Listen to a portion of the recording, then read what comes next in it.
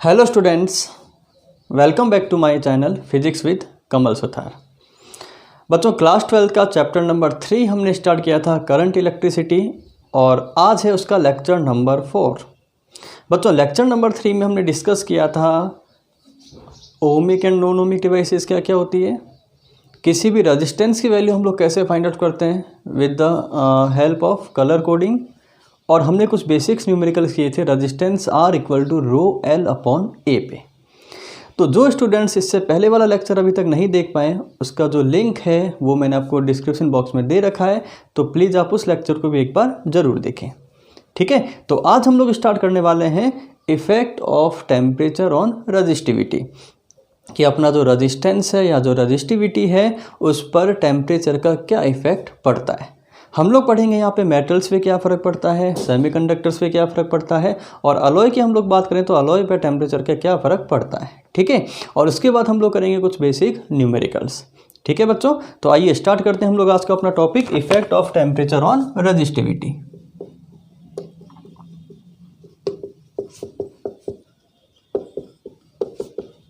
Effect of temperature on resistivity. Okay, चलिए पहले हम लोग एक सिंपल फार्मूला यहाँ पे डिराइव करते हैं कि अगर हम लोग टेम्परेचर को चेंज करें तो रजिस्टिविटी का फार्मूला क्या बनता है।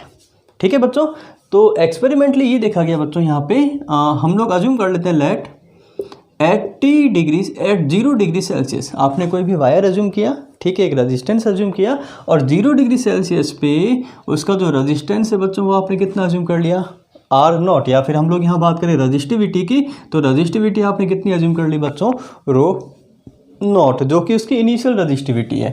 ठीक है, जो कि उसकी कैसी रजिस्टिविटी आपने अज्यूम की यहाँ पे, इनिशियली रजिस्टिविटी। ओके, और हम लोग अज्यूम कर लेते हैं after time T, after temperature T temperature पे, यानी कि T डिग्री सेल्सियस पे उसकी जो रजिस्टिविटी है वो तो हमने कितनी अज्यूम कर ली यहाँ पे, रो टी। ठीक है, तो रजिस्टिविटी चेंज हुई यहाँ पे, पहले रो नॉट थी, अब कितनी हो गई बच्चों, रो टी।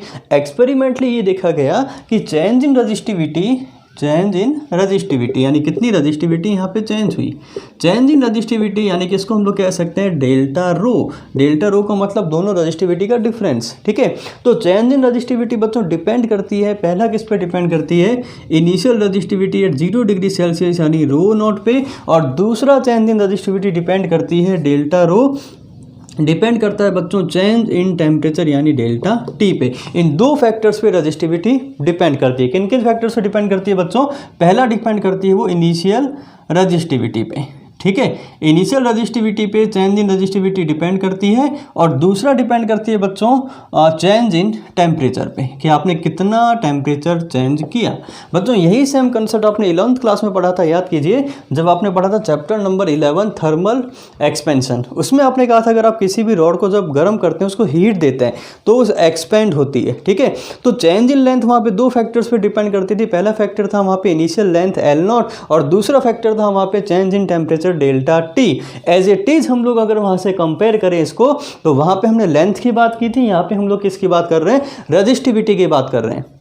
ओके, तो यहाँ आप कह सकते हैं चेंज इन रजिस्टिविटी दो फैक्टर्स पे डिपेंड करेगी, एक इनिशियल रजिस्टिविटी रो नॉट पे, और दूसरा डिपेंड करेगी change in temperature delta T पे। अगर इक्वेशन नंबर 1 और इक्वेशन नंबर 2 को हम लोग यहाँ पे कंबाइन कर दें, from equation number 1 and equation number 2 को यहाँ पे हम लोग कंबाइन करें, तो हम लोग कह सकते हैं कि चेंज इन रजिस्टिविटी बच्चों डेल्टा रो प्रोपोर्शनल टू कितना हो गया यहाँ पे, rho naught into delta T, rho naught into delta T. और अगर यहाँ से हम लोग प्रोपोर्शनल टू का साइन हटाएं तो हमें पता है ऑलवेज इक्वल टू का साइन आएगा, और एक आता है यहाँ पे कांस्टेंट। जब भी हम लोग प्रोपोर्शनल टू हटाते हैं तो इक्वल टू का साइन और एक कांस्टेंट हम लोग लेते हैं। तो यहाँ पे हम लोग जिस कांस्टेंट की बात करने वाले हैं बच्चों, उसे हम लोग बोलेंगे यहाँ पे अल्फा। बच्चों कंफ्यूज मत होना, ये जो सिंबल है ये प्रोपोर्शनल टू का सिंबल है, और ये जो सिंबल है किसका है, अल्फा का सिंबल है। ठीक है, तो delta rho equal to alpha rho naught delta T. तो बच्चों चेंज इन रजिस्टिविटी का फॉर्मूला आपको पहला लर्न करना है, delta rho equal to alpha rho naught delta T, जहाँ पे जो अल्फा होता है बच्चों, अल्फा यहाँ पे एक कांस्टेंट है। ठीक है, और इसे हम लोग बोलते हैं thermal coefficient of resistivity. Alpha को हम लोग बोलते हैं बच्चों thermal coefficient of resistivity, thermal coefficient of resistivity. Okay, तो ये हमने पढ़ा बच्चों यहाँ पे अल्फा के बारे में, थर्मल कोएफिशिएंट ऑफ रेजिस्टिविटी। आइए बच्चों हम लोग बात करते हैं कि ये जो अल्फा है ये डिपेंड किस पे करता है। तो बच्चों ध्यान रखिए, जो अल्फा होता है बहुत ज़्यादा इंपॉर्टेंट है। अल्फा किस पे डिपेंड करता है बच्चों? अल्फा हमेशा डिपेंड करता है नेचर ऑफ द मटेरियल पे। किस पे डिपेंड करता है बच्चों? Alpha always nature of the material पे। हर मटेरियल का अल्फा अलग अलग होगा। अल्फा आपको ये बताता है कि कोई भी मटेरियल टेम्परेचर देने पे उसका रजिस्टिविटी कितना चेंज होता है। कोई बहुत इजीली, किसी में रजिस्टिविटी में चेंज बहुत एब्रप्टली आते हैं, किसी में रजिस्टिविटी में चेंज बहुत धीरे धीरे आते हैं। तो वो डिपेंड करता है नेचर ऑफ द मटेरियल पे, ठीक है। सेकंड थिंग, अगर हम लोग यहाँ पे अल्फा की यूनिट की बात करें बच्चों, तो अल्फा की जो यूनिट होगी, यहाँ देखिए आप, ये चेंज इन रजिस्टिविटी और ये रजिस्टिविटी, ये कैंसिल आउट हो गया, यानी कि अल्फा, ये डेल्टा टी यानी टेम्परेचर नीचे आएगा, तो अल्फा प्रोपोर्शनल टू 1/T लिख सकते हैं हम लोग। और 1/T का मतलब यहाँ पे हो गया डिग्री सेल्सियस। टेम्परेचर का कितना हुआ बच्चों? Unit degree Celsius. तो 1/डिग्री सेल्सियस को आप कह सकते हैं डिग्री सेल्सियस इनवर्स। और अगर हम लोग केल्विन में लिखें बच्चों, तो आप कह सकते हो इसका जो यूनिट होता है वो होता है केल्विन इनवर्स। क्वेश्चन के अकॉर्डिंग हम को ये डिसाइड करना होता है कि हमें अल्फा डिग्री सेल्सियस इनवर्स में लेना है या फिर केल्विन इनवर्स में लेना है, ठीक है। अगर क्वेश्चन हमें अल्फा की वैल्यू डिग्री सेल्सियस इनवर्स में गिवन है, तो टेम्परेचर हम लोग किस में लेते हैं बच्चों? डिग्री सेल्सियस में लेंगे। अगर आपको क्वेश्चन में अल्फा की वैल्यू केल्विन में गिवन है, केल्विन इनवर्स में गिवन है, तो बच्चों ध्यान रखें टेम्परेचर आपको हमेशा किस में लेना है? केल्विन में लेना है। मतलब अगर आपको टेम्परेचर वहाँ डिग्री सेल्सियस में गिवन है तो पहले आप उसको केल्विन में कन्वर्ट कीजिए। ओके, तो ये बच्चों हमने जनरल फॉर्मूला देखा, change in resistivity delta rho equal to alpha rho naught delta T. अच्छा बच्चों, आइए थोड़ा सा इसको हम एक्सपेंड करें। डेल्टा रो का मतलब हमारे पास में था बच्चों रो टी माइनस रो नॉट। बच्चों जो डिफरेंस था रजिस्टिविटी का, उसे तो हमने कहा था डेल्टा रो। तो डिफरेंस कैसे निकालेंगे? Resistivity rho T minus resistivity at 0 degree Celsius यानी रो नॉट इक्वल टू, इसको हम लोग लिख सकते हैं बच्चों alpha rho naught, alpha rho naught delta T मतलब चेंज इन टेम्परेचर, यानी कि यहाँ टेम्परेचर कितना था टी माइनस ये कितना हो गया बच्चों 0, यानी कि ये टेम्परेचर हो गया आपका टी माइनस 0। तो अब सेकंड फॉर्मूला आप यहाँ से ये भी कह सकते हैं rho T equal to rho T minus rho naught equal to alpha rho naught T minus 0। बच्चों यहाँ ध्यान दें, रो टी इक्वल टू, अगर हम लोग इस रो नॉट को यहाँ पे लेके आए तो ये हो गया rho naught plus alpha rho naught T minus 0। और बच्चों यहाँ से अगर हम लोग rho T equal to find out करें तो ये मिल गया मुझे रो नॉट, मैंने कॉमन लिया 1 प्लस अल्फा टी माइनस 0। तो बच्चों ये किसी भी टेम्परेचर टी पे रजिस्टिविटी हम लोग इस तरीके से फाइंड आउट कर सकते हैं। ओके, और ये आपको गिवन होगा initial resistivity at 0 degree Celsius पे, ठीक है। अच्छा बच्चों, अगर हम लोग इन जनरल फार्मूले की बात करें, यहाँ पे in general formula for temperature, यहाँ पे टेम्परेचर हमने अज्यूम किया बच्चों T1 एंड T2।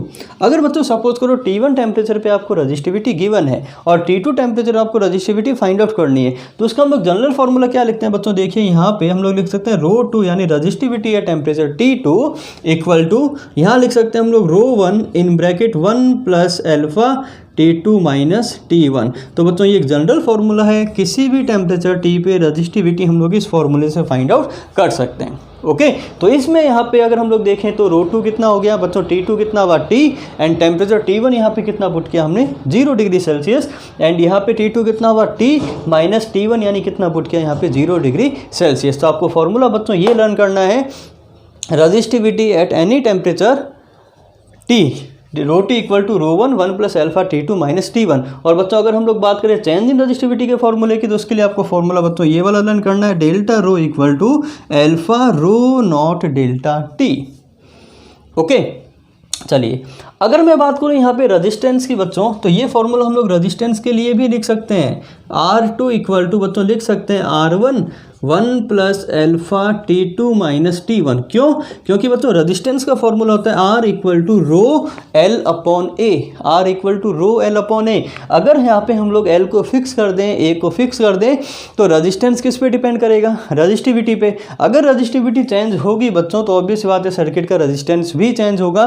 तो आप ये दो फॉर्मूले हैं, आप रजिस्टिविटी के लिए अप्लाई कर सकते हैं, आप रेजिस्टेंस के लिए भी अप्लाई कर सकते हैं।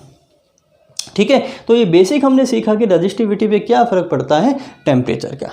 अब बच्चों हम लोग सीखने वाले हैं यहाँ पे कि मेटल्स पे क्या फ़र्क पड़ता है टेम्परेचर का, रजिस्टिविटी इंक्रीज होती है डिक्रीज होती है, सेमीकंडक्टर्स पे क्या फ़र्क पड़ता है, अलॉय पे क्या फ़र्क पड़ता है, ठीक है, और उनके हम लोग कुछ इंपॉर्टेंट ग्राफ ड्रॉ करते हैं और उसके बाद में हम लोग बढ़ेंगे इनके न्यूमेरिकल। तो आइए बच्चों सबसे पहले हम लोग बात करते हैं यहाँ पे मेटल्स की कि मेटल्स पे क्या फ़र्क पड़ता है टेम्परेचर का। ओके, तो सबसे पहला पॉइंट यहाँ पे लेते हैं हम लोग फॉर मेटल्स। बच्चों ये जो टॉपिक है ये बोर्ड पॉइंट ऑफ व्यू से बहुत ज़्यादा इंपॉर्टेंट टॉपिक है और इस पर कई सारे क्वेश्चंस बोर्ड में आज तक पूछे गए, ठीक है। तो पहले हम लोग बात करें मेटल्स की। बच्चों पहली बात आपको ध्यान रखनी है मेटल्स का एग्जाम्पल।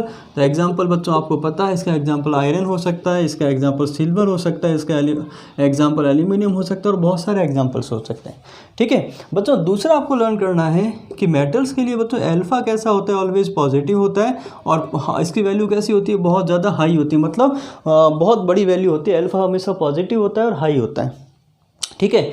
अब बच्चों यहाँ पे अल्फा पॉजिटिव का मतलब ये हुआ कि अगर हम लोग टेम्परेचर को इंक्रीज़ करेंगे तो इससे जो रजिस्टिविटी है बच्चों वो भी क्या होगी, यहाँ पे इंक्रीज होगी, ठीक है। अल्फा पॉजिटिव का मतलब अगर आप टेम्परेचर बढ़ाएंगे तो रजिस्टिविटी भी क्या होती है बच्चों, इंक्रीज होती है।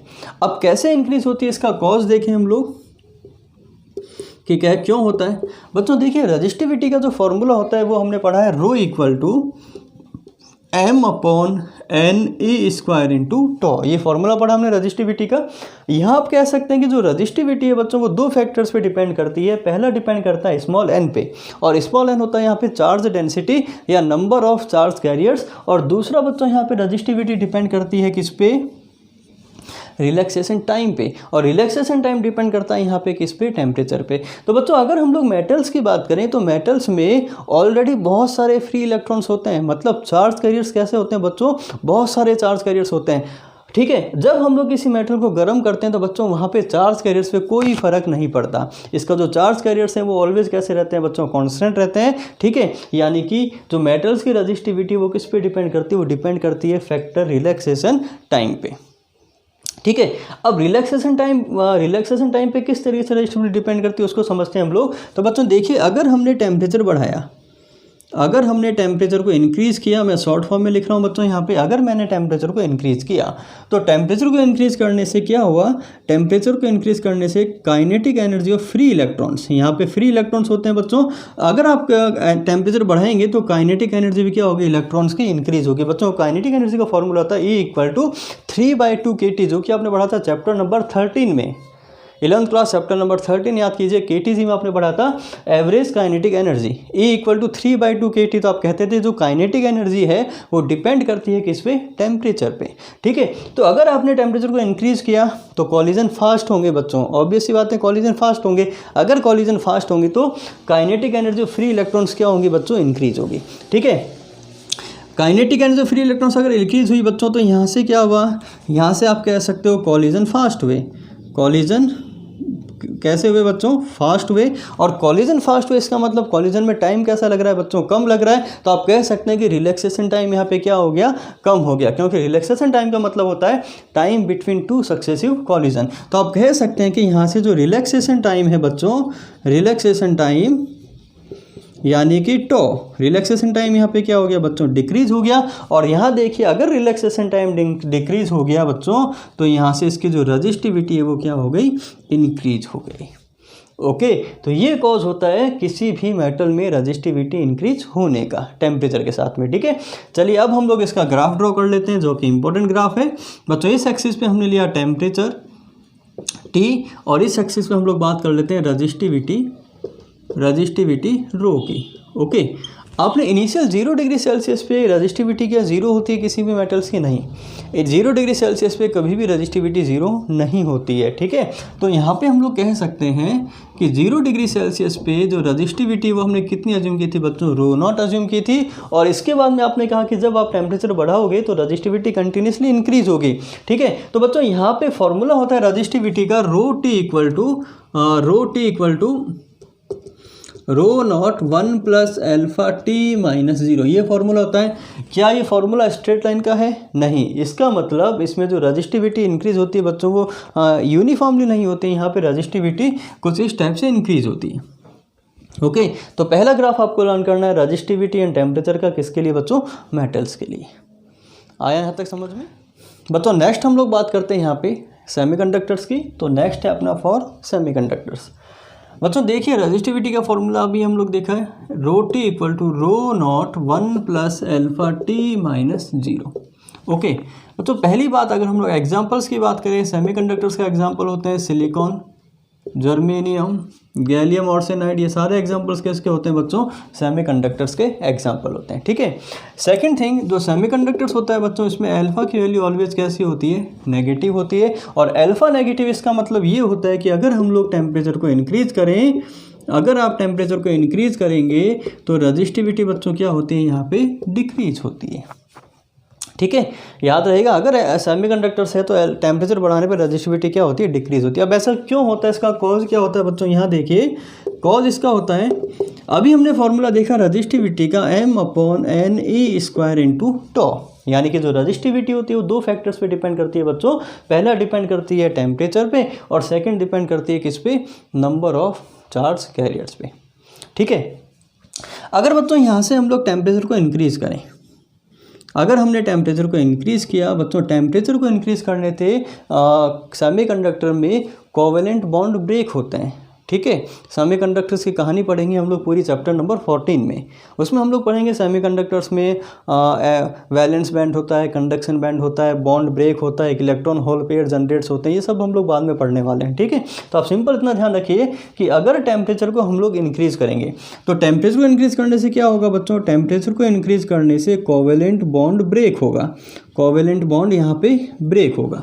ठीक है, जब एक बॉन्ड ब्रेक होता है बच्चों, जब एक बॉन्ड ब्रेक होता है तो क्या होता है? वहाँ से एक इलेक्ट्रॉन फ्री होता है, एक इलेक्ट्रॉन फ्री होता है, और जहाँ से इलेक्ट्रॉन बाहर निकलता है वहाँ पे एक वैकेंसी क्रिएट होती है, उसे हम लोग बोलते हैं होल्स।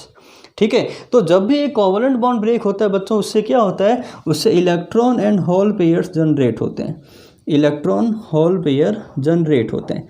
ठीक है, तो बच्चों आप देखिए कि जब आपने टेम्परेचर दिया, बॉन्ड ब्रेक हुआ, बॉन्ड ब्रेक होने से आपको इलेक्ट्रॉन होल पेयर मिल गए। अब सिंगल पेयर नहीं मिलता है, यहाँ पे आपको बहुत सारे पेयर्स मिलते हैं। तो आप कह सकते हैं कि आपके जो चार्ज कैरियर्स हो गए बच्चों, वो क्या हो गए? यहाँ पे बहुत तेज़ी से इंक्रीज हो गए। तो आप कह सकते हैं यहाँ से कि जो चार्ज कैरियर्स हैं, चार्ज कैरियर्स यानी कि n, वो बहुत ज़्यादा इंक्रीज़ हो गए बच्चों। और आप कह सकते हैं कि जब चार्ज कैरियर्स आपके इंक्रीज़ होंगे तो रजिस्टिविटी यहाँ पे क्या हो जाएगी बच्चों?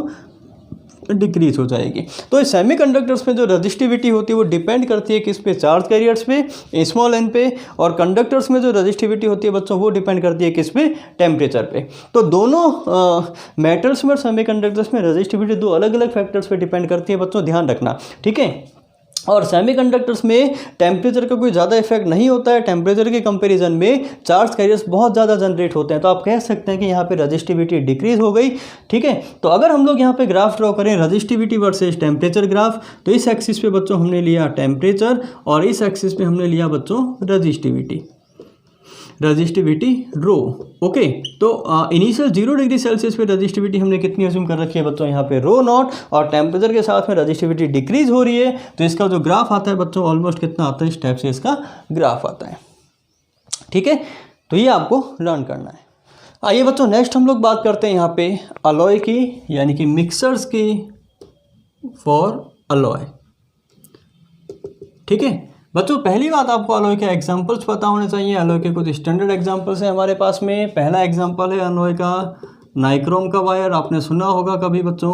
सेकंड एग्जांपल होता है हमारे पास में बल्ब के अंदर जो फिलामेंट होता है वो बना होता है टंगस्टन का। थर्ड हमारे पास में जो एग्जाम्पल होता है बच्चों वो होता है यूरेका का एग्जाम्पल। ठीक है, यूरेका ये शायद आपने नहीं सुना होगा, यूरेका। ओके, नेक्स्ट हमारे पास में इसका एग्जांपल होता है मैंगनीन, जो कि एक अलॉय है बच्चों। और नेक्स्ट एग्जांपल होता है हमारे पास में कॉन्स्टेंटन जो भी एक अलॉय है। तो इससे बहुत सारे एग्जांपल्स होते हैं इस टाइप से हमारे पास में अलॉय के, ठीक है।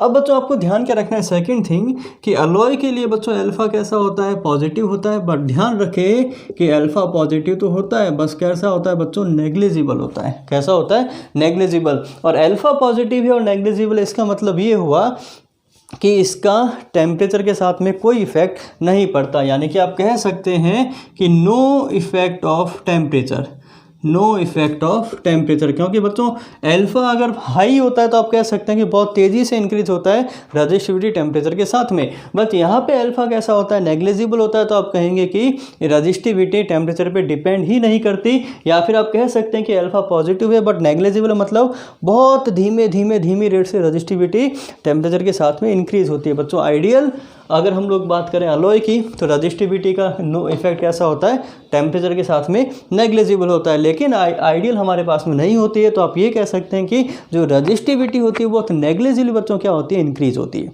ठीक है। तो अल्फा पॉजिटिव का मतलब बिल्कुल धीरे धीरे इंक्रीज हो रही है, और वैल्यू कैसी होती है, नेग्लिजिबल। तो आप कह सकते हैं कि ऑलमोस्ट कैसी रहती है, कॉन्स्टेंट रहती है, ठीक है। तो अगर हम लोग यहाँ पे ग्राफ ड्रॉ करें बच्चों, बहुत ज़्यादा इंपॉर्टेंट है ये, अगर हम लोग ग्राफ ड्रॉ करें यहाँ पे रजिस्टिविटी वर्सेस टेम्परेचर ग्राफ, तो बच्चों रजिस्टिविटी इनिशियली 0 डिग्री सेल्सियस में कितनी एज्यूम किया हमने, रो नॉट, और ये हमारी हो गई बच्चों कांस्टेंट लाई। तो इसकी जो रजिस्टिविटी बच्चों इस टाइप से हम लोग इसको ड्रॉ कर सकते हैं कि रजिस्टिविटी ऑलमोस्ट कैसी है, यहाँ पे टेम्परेचर इंडिपेंडेंट है, या फिर आप कह सकते हो कि नेग्लिजिबली क्या हो रही है, थोड़ी सी ये इंक्रीज हो रही है, ठीक है। अब बच्चों यहाँ पे इसका जो प्रैक्टिकल यूजेस हैं ये किस में काम में आता है, ये वाला कंसेप्ट हमारे काम में आता है बच्चों इलेक्ट्रिकल अप्लाइंसेज में। इलेक्ट्रिकल अप्लाइंसेज में बच्चों होता क्या, देखिए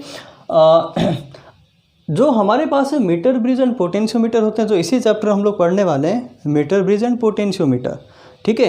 पोटेंशियोमीटर होता है कि हमें अगर एक्चुअल वैल्यू फाइंड आउट करनी है ईएमएफ के, तो हम लोग काम में लेते हैं potentiometer.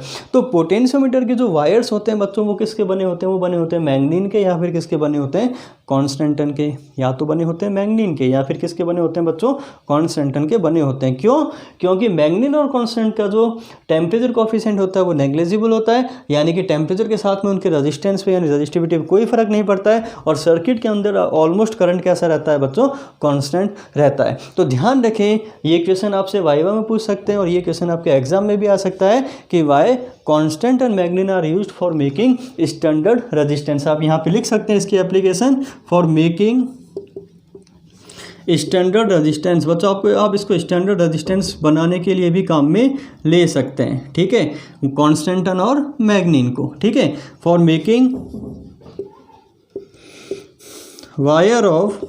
Wires of metre bridge and potentiometer, metre bridge and potentiometer, इनके वायर्स बनाने के लिए भी हम लोग क्या काम में लेते हैं, यहाँ पे मैग्नीन और कांस्टेंट को काम में लेते हैं, ठीक है। तो ये कहानी किसकी थी बच्चों, ये कहानी थी सेमीकंडक्टर्स की। तो आइए बच्चों अब हम लोग डिस्कस कर लेते हैं, एक छोटा सा टॉपिक है जिसे हम लोग बोलते हैं सुपर कंडक्टर्स। हाँ जी बच्चों, नाम से आपको पता चल रहा है सुपर कंडक्टर्स, मतलब ऐसे कंडक्टर्स जो एकदम सुपर हो। सुपर का मतलब बच्चों यहाँ पे क्या हुआ कि जो कंडक्टर्स हैं उनकी रजिस्टिविटी हम लोग कितनी अज्यूम करते हैं बच्चों, नेग्लिजिबल। लेकिन सुपर कंडक्टर्स मतलब जो रजिस्टिविटी है वो कितनी हो जाए, अगर जीरो हो जाए तो बहुत अच्छे कंडक्टर की तरह वो बिहेव करते हैं, वो बहुत तेज़ी से अपने अंदर से इलेक्ट्रिसिटी को फ्लो होने देते हैं, बहुत ईजिली अपने अंदर से इलेक्ट्रिसिटी को फ्लो होने देते हैं, उसे हम लोग बोलते हैं सुपर कंडक्टर्स, ओके। तो बच्चों अभी आपने पढ़ा कि अगर हम लोग किसी भी मटेरियल की, अगर हम लोग किसी भी मेटल की टेम्परेचर को इंक्रीज़ करें तो इससे उसकी रजिस्टिविटी क्या होती है बच्चों, डिक्रीज़ होती है। ये पढ़ा अभी आपने। और 0 डिग्री सेल्सियस पे उसकी रजिस्टिविटी कभी भी 0 नहीं होती, उसकी रजिस्टिविटी कितनी होती है बच्चों, 0 डिग्री सेल्सियस पे रजिस्टिविटी रो नॉट हमने अज्यूम की है। लेकिन बच्चों अगर हम लोग ये सोच के देखें कि अगर टेम्परेचर बढ़ाने से रजिस्टिविटी इंक्रीज़ हो रही है, तो अगर हम लोग उसके टेम्परेचर को डिक्रीज़ करें बच्चों, तो एक ऐसा टेम्परेचर आपको मिलना चाहिए जिस पे उसकी रजिस्टिविटी क्या होनी चाहिए, डिक्रीज़ होनी चाहिए। और हाँ बच्चों ऐसा होता भी है, अगर हम लोग किसी भी मेटल का टेम्परेचर कंटिन्यू डिक्रीज़ करते जाएँ तो एक पर्टिकुलर टेम्परेचर बच्चों आपको ऐसा मिलता है जिस पे उसकी रजिस्टिविटी प्योरली कितनी हो जाती है बच्चों, 0 हो जाती है, और वो बिहेव करने लगता है एज ए सुपर कंडक्टर, ठीक है। और वो जो टेम्परेचर होता है उसे हम लोग बोलते हैं क्रिटिकल टेम्परेचर। क्या बोलते हैं बच्चों, उसे हम लोग बोलते हैं क्रिटिकल टेम्परेचर, ठीक है। अगर मेरा टेम्परेचर क्रिटिकल टेम्परेचर से कम है, अगर टेम्परेचर क्रिटिकल टेम्परेचर से कम है, और क्रिटिकल टेम्परेचर बहुत नेग्लिजिबल टेम्परेचर होता है बच्चों, -डिग्री सेल्सियस में होता है ये, ठीक है। अगर टेम्परेचर क्रिटिकल टेम्परेचर से कम है तो आपका जो मटेरियल है वो किसकी तरह बिहेव करता है, ऐसे सुपर कंडक्टर। और अगर आपका टेम्परेचर क्रिटिकल टेम्परेचर से ज़्यादा है तो मटेरियल किसकी तरह बिहेव करेगा बच्चों, बिहेव करेगा एज ए सिंपल कंडक्टर की तरह, ठीक है। अब सबसे पहले इसकी स्टडी किसके लिए की गई, इसकी स्टडी की गई बच्चों मरकरी के लिए। मरकरी एक कंडक्टर है, ठीक है। और ये देखा गया एक्सपेरिमेंटली कि 4.2 केल्विन पे 4.2 केल्विन पे जो मरकरी है बच्चों वो किसकी तरह बिहेव करने लग गई, वो बिहेव करने लगे एज ए सुपर कंडक्टर। बच्चों सुपर कंडक्टर की खासियत क्या होती है, सुपर कंडक्टर के अंदर आप कह रहे हो कि रेजिस्टेंस यानी रजिस्टिविटी कितनी होती है, 0, ठीक है। तो सुपर कंडक्टर की खासियत ये होती है बच्चों की, सपोज करो मेरे पास में एक लूप है, ठीक है। अगर मैंने इस लूप में कोई करंट दिया, अगर मैंने इस लूप को कोई करंट दिया तो बच्चों बिना ईएमएफ, बिना किसी बैटरी को कनेक्ट किए इस लूप के अंदर करंट कंटिन्यूसली फ्लो होता रहता है और काफ़ी टाइम तक फ्लो होता है। बच्चों नॉर्मली क्या होता है, अगर हम लोग सिंपल वायर की बात करें तो सिंपल वायर में अगर मुझे कंटिन्यूसली करंट फ्लो करवाना है सर्किट में तो मुझे यहाँ पर क्या करनी पड़ेगी, एक बैटरी को कनेक्ट करना पड़ेगा जो कि कंटिन्यूसली क्या करता है, सर्किट में चार्ज को सप्लाई करता है, ठीक है। क्यों करना पड़ता है, क्योंकि जो सिंपल कंडक्टर होता है बच्चों उसका रेजिस्टेंस 0 नहीं होता है और उसका जो रेजिस्टेंस होता है यानी कि जो उसकी रेजिस्टिविटी होती है वो उस करंट को अपोज करती है। बट बच्चों यहाँ पे हम लोग बात कर रहे हैं सुपर कंडक्टर्स और आप बोल रहे हो कि यहाँ पे इसकी रेजिस्टिविटी कितनी है, 0 हो गई। अगर इसकी रेजिस्टिविटी 0 हो गई तो इसका मतलब ये हुआ कि इसके अंदर कोई भी इसको करंट को अपोज नहीं कर रहा, और अगर इसके करंट को कोई अपोज नहीं कर रहा इसका मतलब अगर आपने इसको एक बार करंट दे दिया तो बच्चों काफ़ी टाइम तक इसके अंदर करंट क्या होता रहता है, फ्लो होता रहता है, ठीक है, बिना किसी बैटरी को कनेक्ट किए। बट मैंने आपको कहा कि ये आइडियल कंडीशन नहीं होती है, सुपर कंडक्टर्स कभी आइडियल नहीं होते हैं। तो काफ़ी टाइम बाद में इनके अंदर करंट की वैल्यू कितनी हो जाती है बच्चों, 0 हो जाती है, ठीक है। तो आपको याद रखना है इसकी बेसिक कहानी सुपर कंडक्टर्स की। अच्छा बच्चों इसकी एप्लीकेशंस कहाँ होती है, कहाँ काम में आते हैं हमारे सुपर कंडक्टर्स। ये जो सुपर कंडक्टर्स बच्चों काम में आते हैं इन्हें हम लोग बोल सकते हैं कि कंप्यूटर के जो अल्ट्रा फास्ट कंप्यूटर स्विच के रूप में हम लोग, अगर मुझे बनाने हैं अल्ट्रा फास्ट कंप्यूटर स्विच तो हम लोग काम में लेते हैं वहाँ पे सुपर कंडक्टर्स, मतलब जिनमें ऐसे कंप्यूटर्स जो बहुत फास्ट काम करें। और बहुत फास्ट तभी काम करेंगे बच्चों जब सिग्नल्स बहुत फास्ट पहुँचेंगे, और सिग्नल्स फास्ट पहुँचने का मतलब वहाँ पर रजिस्टिविटी कितनी हो गई बच्चों, 0 हो गई। तो इस टाइप के अगर मुझे स्विचेस बनाने तो हम लोग काम में लेते हैं वहाँ पर सुपर कंडक्टर्स को। तो आप कह सकते हैं कि इसका पहला एप्लीकेशन हो गया बच्चों अल्ट्रा फास्ट कंप्यूटर स्विच के रूप में आप इसको काम में ले सकते हैं, ठीक है। सेकंड एप्लीकेशन आप यहाँ पे कह सकते हो इसको कि अगर सपोज करो बच्चों मेरी जो नॉर्मल वायर है, नॉर्मल वायर में हम लोग इलेक्ट्रिसिटी फ्लो करवाते हैं, ठीक है, करंट फ्लो होता है, लेकिन आपको पता है कि वो जो वायर है उसमें जो एनर्जी का लॉस होता है हीट की फॉर्म में, ठीक है। और हीट क्यों जनरेट होती है, हीट जनरेट होती है ड्यू टू रजिस्टेंस। किसी भी वायर का रेजिस्टेंस है मतलब उसका रजिस्टिविटी है, ठीक है। और उस रजिस्टेंस में जब करंट फ्लो होता है तो वहाँ पे हीट जनरेट होती है, एनर्जी का लॉस होता है in the form of heat. लेकिन आप कह रहे हैं कि जो सुपर कंडक्टर्स हैं इनका रेजिस्टेंस 0 होता है। तो अगर हमें किसी पावर को सेंड करना है, अगर मुझे किसी पावर को सेंड करना है ट्रांसमिशन लाइन के थ्रू, तो हम लोग वो जो वायर्स होते हैं वो किसके बना सकते हैं, यहाँ पे सुपर कंडक्टर्स के बना सकते हैं। बच्चों सोचिए कितना मज़ा आएगा कि अगर वायर सुपर कंडक्टर्स के बन गए तो कितनी ईजीली हमें इलेक्ट्रिसिटी मिल सकती है, ठीक है, विदाउट एनी लॉस के। तो आप ये भी कह सकते हो इसका सेकंड एप्लीकेशन ये भी हो सकता है कि यहाँ पे हम लोग इसको काम में ले सकते हैं पावर सप्लाई के लिए, ठीक है। और यहाँ पे हम लोग बना सकते हैं इसके ट्रांसमिशन लाइन, सुपर कंडक्टर्स की ट्रांसमिशन लाइंस, ओके। अब बच्चों यहाँ पे देखिए, लेकिन ये जो कंडीशन है ये कंडीशन कब अचीव होती है, जब टेम्परेचर कैसा होता है बच्चों, बहुत नेग्लिजिबल होता है। और मैंने आपको एग्जांपल दिया कि जो मरकरी होता है उसका टेम्परेचर कितना है, 4.2 केल्विन, जो कि बहुत नेग्लिजिबल, बहुत कम टेम्परेचर पे। तो इतने कम टेम्परेचर पे मरकरी बिहेव करती है एज ए सुपर कंडक्टर। तो बच्चों अगर आपको ट्रांसमिशन लाइन के लिए वायर्स बनाने हैं सुपर कंडक्टर्स के, तो आप सोचिए कि इसके लिए हमें कितना मिनिमम टेम्परेचर चाहिए, ठीक है। साइंटिस्ट इस पे रिसर्च कर रहे हैं और होप कि बहुत जल्दी हमारे जो वायर्स होंगे वो किसके बने होंगे बच्चों, सुपर कंडक्टर्स के बने होंगे, ठीक है। तो अगर हम लोग यहाँ पे ग्राफ से इनको कंपेयर करें बच्चों, तो इनका जो ग्राफ है वो सिंपल आपको लर्न करना है कि अगर हमने मेटल्स की बात करें तो यहाँ रजिस्टिविटी और यहाँ लिया हमने टेम्परेचर, और ये ग्राफ हमने ड्रॉ किया था बच्चों फॉर नॉर्मल मेटल्स के लिए, और ये ग्राफ हमारा आया था कुछ इस टाइप से, ठीक है। लेकिन अगर यही वाला ग्राफ हम लोग ड्रॉ करें बच्चों यहाँ पे सुपर कंडक्टर्स के लिए, जो कि आपको लर्न करना है, ये वाला ग्राफ हो गया सुपर कंडक्टर, ठीक है। और इस एक्सिस पे हमने लिया रजिस्टिविटी। तो बच्चों यहाँ ध्यान दीजिए, एक टेम्परेचर आपको ऐसा मिलता है TC, इस टेम्परेचर से कम टेम्परेचर पे रजिस्टिविटी कितनी होती है बच्चों 0, और इससे हायर टेम्परेचर पे बिहेव करता है एज ए नॉर्मल मेटल की तरह। तो बच्चों ये ग्राफ मिल गया आपको सुपर कंडक्टर का, रजिस्टिविटी वर्सेस टेम्परेचर ग्राफ। तो बच्चों आई होप आपको ये पूरी कहानी समझ में आई होगी, सुपर कंडक्टर की कहानी क्या होती है, ठीक है। और इसके नोट्स जो मैंने आपको समझाया है, आप अपनी लैंग्वेज में इसके नोट्स को लिख सकते हैं। ओके, तो आइए बच्चों अब हम लोग कुछ बात कर लेते हैं न्यूमेरिकल्स की, ठीक है। बच्चों फॉर्मूला हमारे न्यूमेरिकल्स में काम में आने वाला है। पहला फॉर्मूला हम लोग काम में ले सकते हैं R2 = R1 1 + alpha T2 - T1। Okay, ये फॉर्मूला हमारा यहाँ पे काम में आने वाला है। और आप यही फॉर्मूला अप्लाई कर सकते हो रजिस्टिविटी के लिए, ρ2 = ρ1 1 + अल्फ़ा T2 - T1। ओके, और अगर हम लोग फॉर्मूला लिखे चेंज इन रजिस्टिविटी का, तो आप कह सकते हैं delta rho = ρ0 alpha delta T। इन फॉर्मूले से हम लोग कुछ न्यूमेरिकल डिस्कस करते हैं बच्चों। पहला क्वेश्चन आपको गिवन है, a silver wire has a resistance of 2.1 ohm at 27 degree Celsius. बच्चों जब आपका टेम्परेचर 27.5 डिग्री सेल्सियस है, उसका रेजिस्टेंस कितना गिवन है आपको 2.1 ohm, and resistance of 2.7 ohm at 100 degree Celsius. बच्चों जब आपका टेम्परेचर 100 डिग्री सेल्सियस है, 100 डिग्री सेल्सियस पे रेजिस्टेंस आपको कितना गिवन है यहाँ पे 2.7 ओम आपको गिवन है। Then determine the temperature coefficient of resistivity, यानी कि आपको अल्फा की वैल्यू को फाइंड आउट करना है। ओके बच्चों, यहाँ से देखिए क्या इस फॉर्मूले से हम लोग अल्फा की वैल्यू को फाइंड आउट कर सकते हैं क्या? ये फॉर्मूला मैं रेजिस्टेंस के लिए भी लिख सकता हूँ, delta R = R0 alpha delta T। क्या इस फॉर्मूले को बच्चों मैं ऐसे लिख सकता हूँ? हाँ बिल्कुल, मैं इस फॉर्मूले को इस तरीके से लिख सकता हूँ।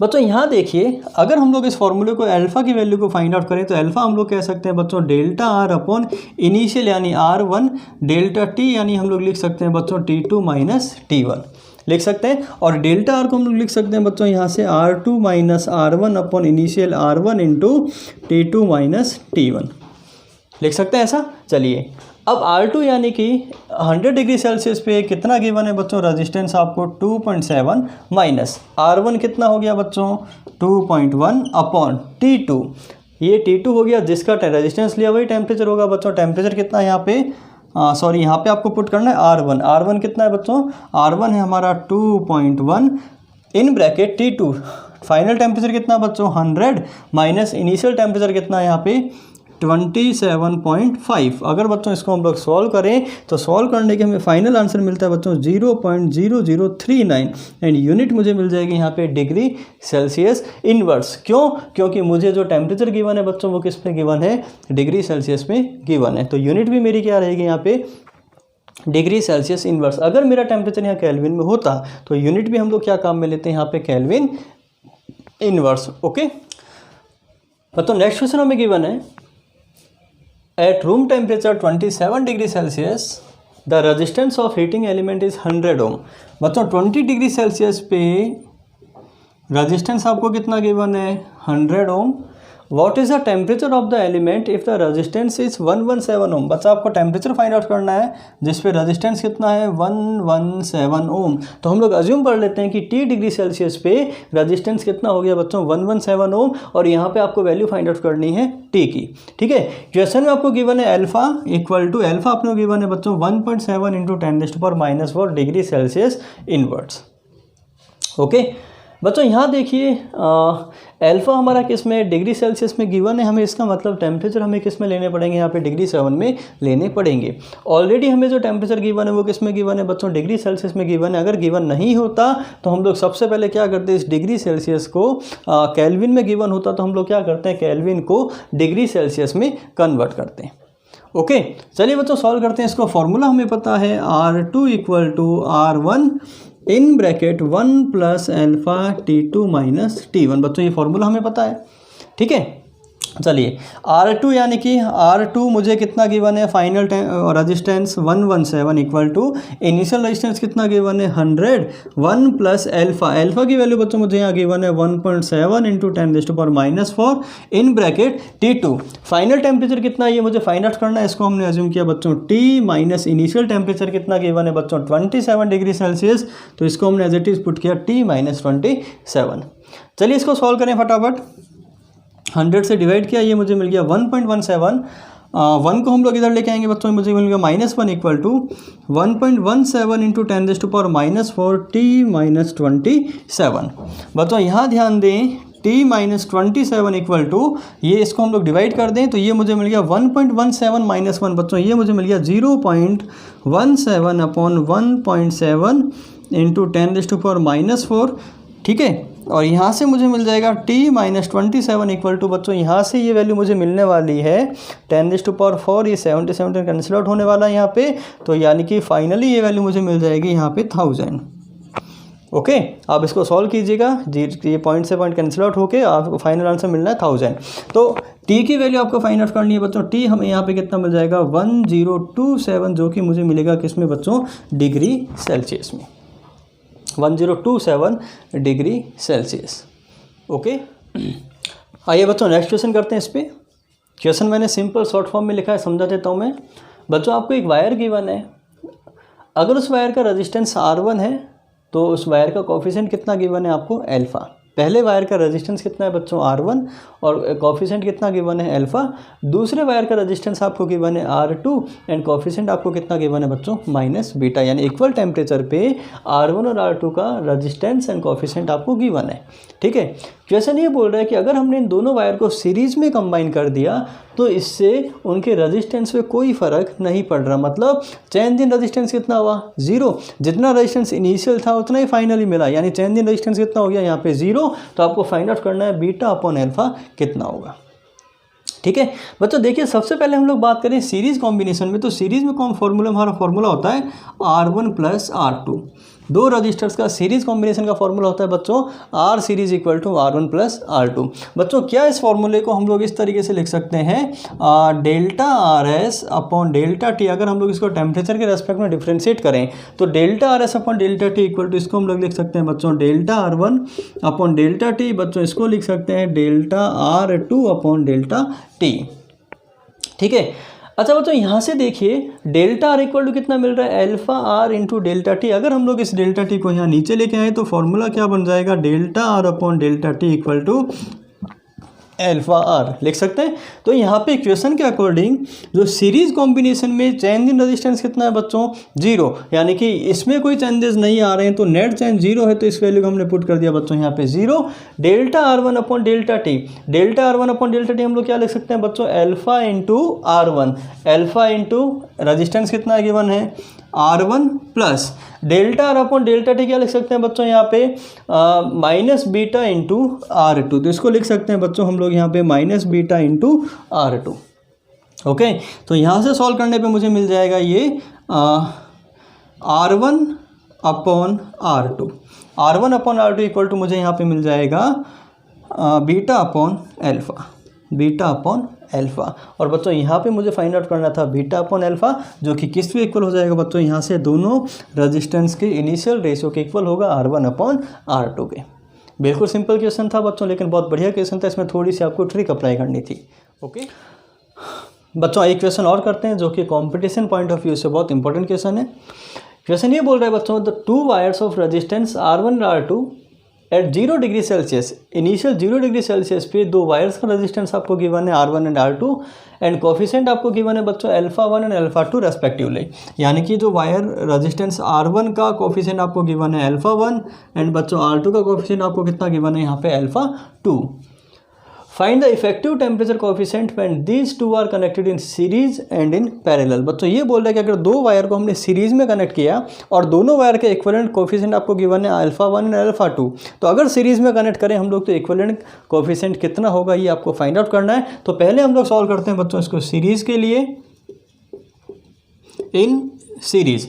अगर बच्चों सीरीज में हम लोग दो रेजिस्टेंस को कनेक्ट करते हैं तो फॉर्मूला हम लोग लिख सकते हैं R series equal to R1 plus R2 लिख सकते हैं। चलिए इसको हम लोग क्या करते हैं, टेम्परेचर के रेस्पेक्ट में डिफ्रेंशिएट करते हैं। तो इसको लिख सकता हूँ मैं delta R S upon delta T will be equal to, इसको हम लोग लिख सकते हैं बच्चों delta R one upon delta T, plus इसको लिख सकते हैं हम लोग delta R two upon delta T लिख सकते हैं। चलिए बच्चों यहाँ ध्यान दीजिए, यहाँ देखिए delta R upon delta T किसके इक्वल है बच्चों, एल्फा इंटू आर के। तो बच्चों इसको मैं लिख सकता हूँ alpha in series into R series equal to delta R one यानी alpha one R one, plus इसको लिख सकता हूँ बच्चों में एल्फा टू आर टू।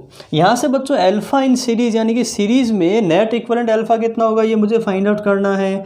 तो एल्फा सीरीज में क्या लिख सकता हूँ, alpha R one plus alpha two R two upon R series को मैं लिख सकता हूँ बच्चों R one plus R two, क्योंकि सीरीज़ में मेरा आर सीरीज़ कितना होता है, R one plus R two होता है। तो बच्चों सीरीज़ में इक्विवेलेंट वैल्यू आपको मिल जाएगी alpha one R one plus alpha two R two upon R one plus R two. Okay, और कई क्वेश्चन से बच्चों आपको गिवन होता है यहाँ पे कि if alpha one equal to alpha two, sorry if R one equal to R two, अगर दोनों वायर्स का इनिशियल 0 डिग्री सेल्सियस पे रेजिस्टेंस इक्वल है, उस केस में एल्फा सीरीज आपको मिल जाएगा बच्चों, यहाँ से आर आपने कॉमन लिया, यहाँ से आर आपने कॉमन लिया, आर से आर कैंसिल आउट हो गया, तो एल्फा इक्वलेंट आपको मिल जाता है बच्चों यहाँ से alpha one plus alpha two by two. तो बच्चों कई बार ये क्वेश्चन आपको डायरेक्टली पूछ लिया जाता है और कई बार आपको इस तरीके से इसको प्रूव करना होता है। ठीक है, तो ये हमने प्रूव किया किसके लिए बच्चों, सीरीज के लिए। आइए बच्चों नेक्स्ट हम लोग बात करते हैं यहाँ पे पॉइंट नंबर 2 इन पैरेलल। बच्चों पैरेलल में इक्विवेलेंट रेजिस्टेंस का फॉर्मूला हम लोग अप्लाई करते हैं 1 upon R parallel equal to 1 upon R one plus 1 upon R two, equation number 1। ठीक है, अच्छा बच्चों यहाँ देखिए, अगर हम लोग इस इक्वेशन को टेम्परेचर के रेस्पेक्ट में डिफ्रेंशिएट करें तो बच्चों 1 अपॉन आर का डिफ्रेंशिएशन कितना होता है, -1 upon R square, R raise to power -1 का differentiation R raise to power -1 plus 1 upon -1 R raise to power -1 formula याद है ना, n x raise to power n-1 से। तो जब हम लोग इसको डिफ्रेंशिएट करते हैं बच्चों तो ये आता है -1 अपॉन आर पैरेलल का स्क्वायर इनटू, फिर आर पैरेलल को हम लोग करते हैं बच्चों, इसको लिखते हैं हम लोग delta R P upon delta T. बच्चों आई थिंक इतना डिफ्रेंशिएशन आपको आता होगा। ठीक है, कि पहले हमने पावर को डिफ्रेंशिएट किया, उसके बाद हमने फंक्शन को डिफ्रेंशिएट किया। पावर को यानी आर की पावर -1 को किया n x raise to power n-1 से, और फिर फंक्शन को हमने कर दिया बच्चों delta R P upon delta T. Similarly यहाँ पे अगर हम लोग r1 को करें बच्चों तो ये मुझे मिलेगा -1 upon R one square into आप लिखेंगे बच्चों यहाँ पे delta r1 upon delta T -1 upon as it is आएगा r2 स्क्वायर, और इसे लिखेंगे हम लोग delta r2 upon delta T. Got it. चलिए इसको सॉल्व कीजिए, माइनस से माइनस कैंसिल आउट हो गया बच्चों, तो इसको हम लोग लिख सकते हैं 1 upon delta R P upon delta T equal to बच्चों ये जो आर पी स्क्वायर है इसको हम लोग मल्टीप्लाई कर रहे हैं यहाँ पे, तो ये मुझे मिल गया यहाँ पे R P square upon R one square delta R one upon delta T, plus आप कह सकते हैं आर पैरेलल का square upon R two square into delta R two upon delta T. Okay, अच्छा बच्चों यहाँ देखिए delta R upon delta T किसके इक्वल होता है बच्चों, एल्फा इंटू आर के। तो डेल्टा आर पी यानी कि ये मैं लिख सकता हूँ alpha in parallel into R in parallel, resistance in parallel equal to बच्चों ये एज इट इज़ रहेगा मेरा R P square upon R one square. Delta R one upon delta T को लिख सकते हैं हम लोग यहाँ पे alpha one into R one, plus ये एज इट इज़ रखा मैंने R P square upon R two square, और इसको हम लोग लिख सकते हैं बच्चों alpha two into R two. Got it. बच्चों यहाँ देखिए आर पी से ये आर पी कैंसिल आउट हो गया, एक आर पी यहाँ कैंसिल आउट हो गया, तो आप कह सकते हैं बच्चों एल्फा पी इक्वल टू मिल जाएगा आपको आर पी। बच्चों यहाँ देखिए एक आर वन से ये आर वन भी कैंसिल आउट हो गया, तो R P alpha one upon R one, plus आप कह सकते हैं आर पी एक आर टू से आर टू भी कैंसिल आउट हो गया, एल्फा टू अपॉन कितना हो गया बच्चों आर टू। Got it. चलिए बच्चों यहाँ ध्यान दीजिए, अगर हम लोग यहाँ से आर पैरेलल को फाइंड आउट करें तो बच्चों आर पैरेलल एलसीएम लेने के बाद हमारे पास में आता है R one R two upon R one plus R two. यही वैल्यू आएगी यहाँ से बच्चों, आप एलसीएम लेके सॉल्व कीजिए इसको। और इस आरपी की वैल्यू को अगर मैं यहाँ पुट करता हूँ तो बच्चों यहाँ देखिए अल्फा पी मुझे मिल जाएगा आर पैरेलल, यानी कि R1 R2 upon R1 plus R2। बच्चों R1 से एक R1 कैंसिल आउट होगा, तो यहाँ मुझे मिल जाएगा alpha 1 R2 upon R1 plus R2 plus R parallel हम लोग पुट करने वाले हैं R1 R2 upon R1 plus R2। बच्चों R2 से R2 कैंसिल आउट होगा, तो ये मुझे मिल जाएगा यहाँ पे R1 अल्फा 2 अपॉन ये मुझे मिल जाएगा यहाँ पे R1 प्लस R2। तो बच्चों इन पैरेलल नेट इक्वलेंट मुझे मिल जाएगा alpha 1 R2 plus alpha 2 R1 upon R1 plus R2।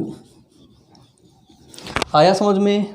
ठीक है बच्चों, बहुत अच्छा क्वेश्चन है ये। और अगर हम लोग इसमें स्पेशल केस लें, if R1 equal to R2, बच्चों अगर आपने R1 equal to R2 put कर दिया तो अल्फ़ा पैरेलल हमें मिलने वाला है अल्फ़ा 1 प्लस अल्फ़ा 2/2, जो कि बच्चों सीरीज़ में आपको एज इट इज़ मिला था। बच्चों ध्यान रखिए, अगर आपके रजिस्टर्स सीरीज़ और पैरेलल में अगर आपके रजिस्टर्स इक्वल हैं, ठीक है, तो चाहे सीरीज़ में कनेक्ट करो चाहे पैरेलल में कनेक्ट करो, जो आर अल्फ़ा इक्विवेलेंट आपको मिलेगा वो मिलेगा अल्फ़ा 1 प्लस अल्फ़ा 2/2।